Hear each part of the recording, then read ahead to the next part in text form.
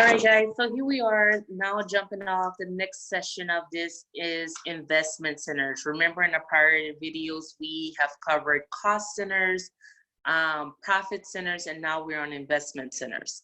Now, under investment centers, the managers have the responsibility and authority to make decisions that affect costs, revenues, and then the last one that we're adding on to this is the investment of assets, right? Investments. So this is usually used in diversified companies by division. So your divisional manager, similar to the president or chief operating company of a company, they're making decisions as to how they're going to invest the extra cash that they have on hand into different investments. Okay. So there's two additional measures of performance when looking at investments. We have the rate of return on an investment, also called ROI.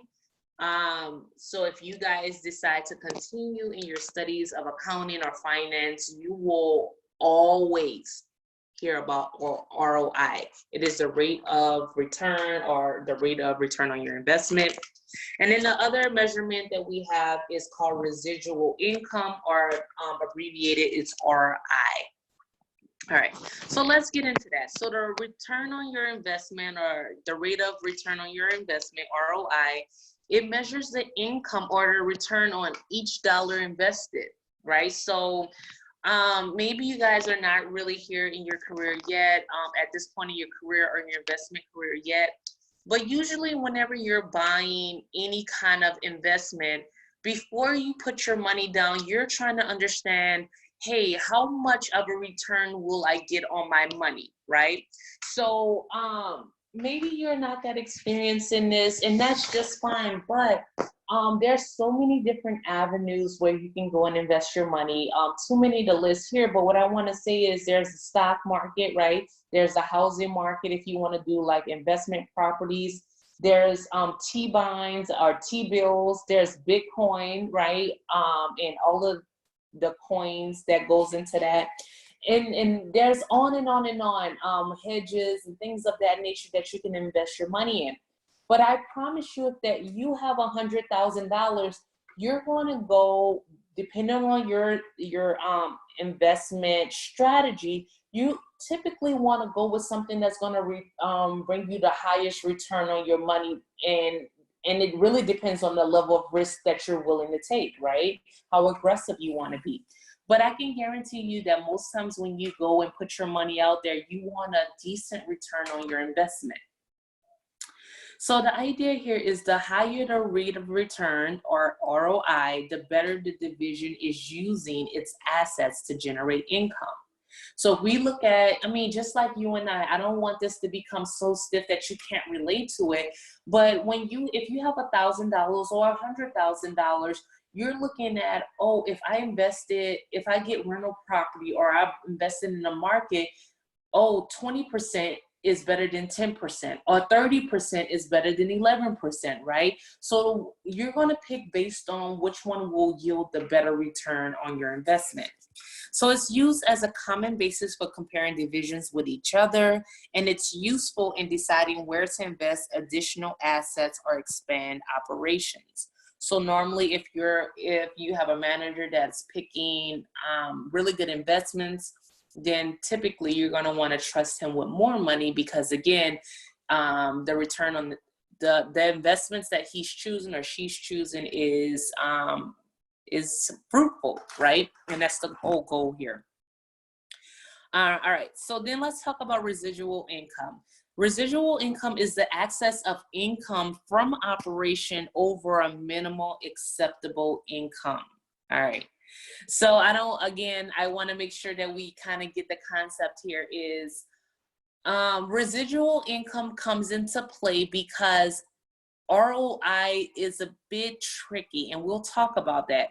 But residual income basically says anything above this amount, any amount of money above what we've set as a minimum amount in a company is called residual amount. Anything above that, okay?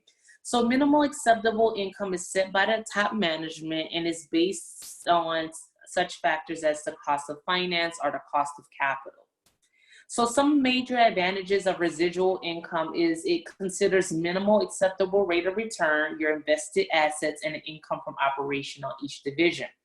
So the return on investment, ROI, is a little bit complicated because it's not comparing apples and apples. And sometimes managers will cheat their way through ROI. Like say, for instance, you had a manager and his ROI was say 30%, right? Everybody with me, let me write here. So if this particular manager's ROI is 30%, and say, for instance, he has maybe or she has $100,000 in extra capital to invest. And the investment that they're looking at will yield maybe 21% in return on investment. Now, what I'm saying here is that this manager is less likely to take on this investment because they know that if they take on this investment, it's going to bring down their overall ROI, right? So they're gonna sit on this money. They're saying that they would rather not invest into this 21% asset because it's not as high as what they currently have. However, that's to the detriment of the company because now you have $100,000 in cash that's not making any kind of money. It's just sitting there, right? 21% is better than zero, right? But when you're paying managers based on their ROI, that's the problem, right? They're going to pass up on investments because they're scared for it to go lower. All right, another advantage of residual income. So residual income gets rid of that rate. It doesn't even look at that rate. It looks at a dollar amount.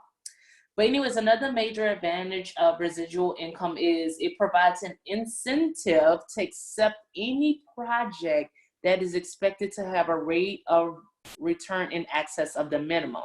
So again, it gets rid of this whole notion that I explained before.